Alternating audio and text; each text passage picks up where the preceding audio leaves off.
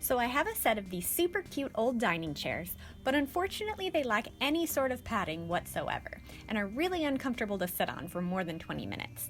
I needed a quick and cheap fix, and while at the thrift store I had the perfect idea. Let me show you what I did. These used hotel chairs were only $1.50 each, and since the seat was super close in size to my dining chairs, I knew I could steal the cushion off these chairs and make it work. If you've ever bought upholstery foam, you know it's crazy expensive, so this was the perfect budget-friendly way to update my chairs. I started by removing both chair seats from the chairs. They were both held on with screws, so this was pretty easy. Then I glued the chair seats together using spray adhesive. I'll be honest, my method is a cheater method. The right way to do this would be to remove the cushion from its base and glue it alone onto the base of the other chair. But I wanted this done quickly, so I skipped that step. To make sure things were secure, I added 4 screws to keep the cushion in place. To save money, these were the 4 screws that came off of the metal chair.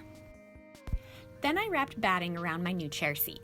This step is even more important than usual, since the batting evens everything out so you can't tell my cushions weren't quite the perfect size.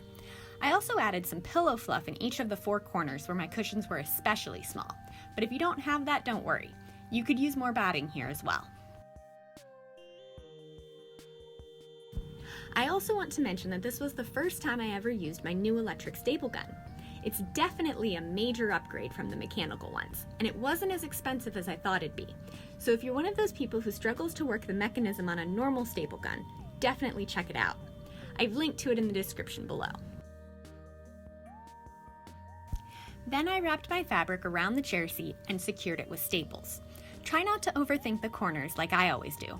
Honestly, as long as they're nice and intentional, they'll look fine. I was using drop cloth scraps here. I do a ton of drop cloth projects, so this was a nice way to use up the extra. Plus, I didn't have to buy any new fabric.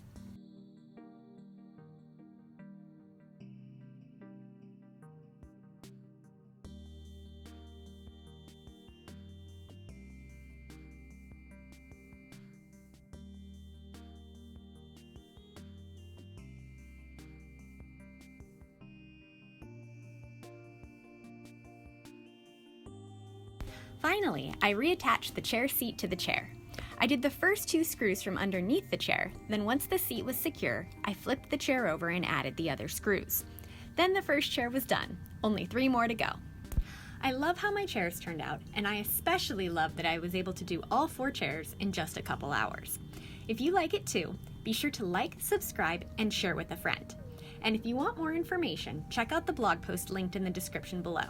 Thanks, and don't forget to hit subscribe.